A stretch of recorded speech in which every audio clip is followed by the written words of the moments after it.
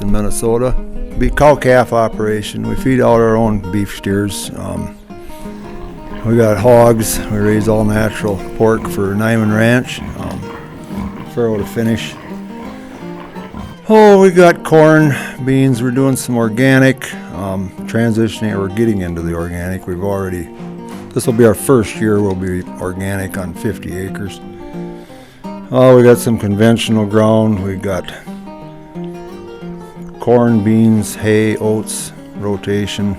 We're interseeding into the corn. I guess that's why my wife's got a bunch of goats. She got boar goats, got about 100 of them, I suppose. This year we had one field that was CRP, and we're transitioning that over. We'll go into organic beans this year with a rye cover crop on it. So, we're going to take beans off of it this year. Well, next year I'm going to put oats in it. Well, one of my neighbors said, "Why would you put oats in it?" I said, "Put corn in it, because you got beans on there." I said, "No." I said, "We're going to put oats in it." This is what I'm thinking right now. Well, my plans could change, but this is just my thought. We're going to put oats in there. We'll take a crop of oats off there, because oats will grow really good on that bean ground.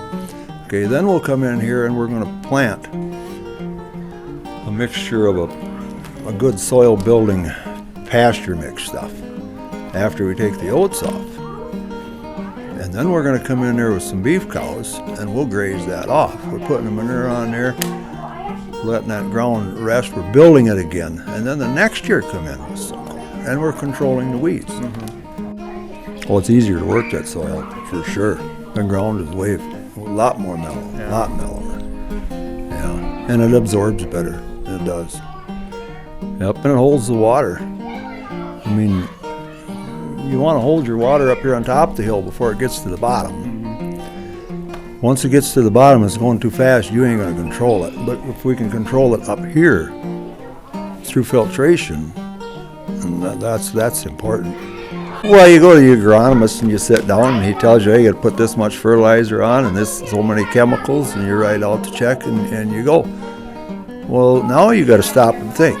You got to think ahead into the future a little bit. How are you going to plant? What cover crop are you putting in that's going to benefit you next year and the year down the road? And how can you incorporate your cattle into this? And it's a whole other mindset. It's exciting, I think. I think it's very exciting. I think it's better than the other way. You go in there with this big equipment, you plow up a 160-acre farm, and they all got to have it. They want this farm into beans, this farm into corn. Come in here one day, plow her up, you get a rain that night, guess what happens? But it used to be you'd break it up in pieces. And there was hay in there because you had livestock involved. Yeah.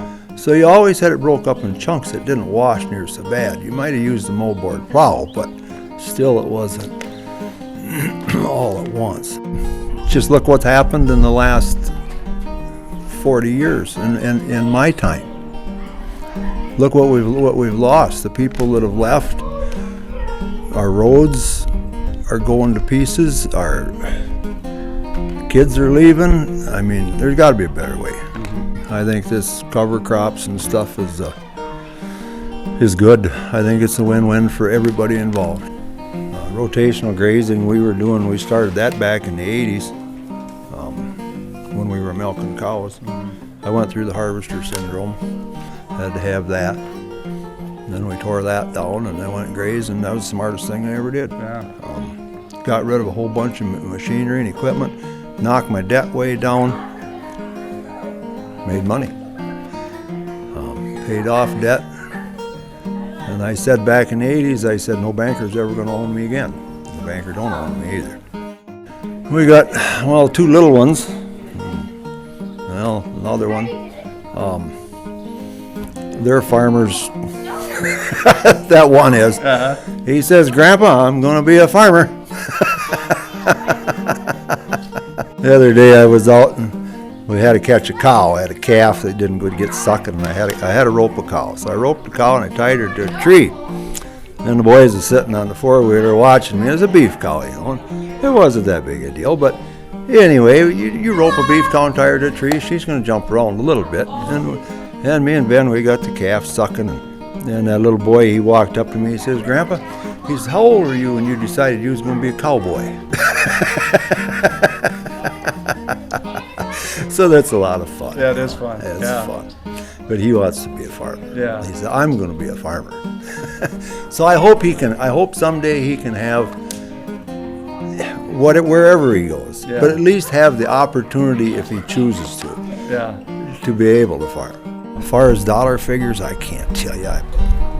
I do a lot of things just because it's good for the land, and if it's good for the land, it's going to come back and be good to you.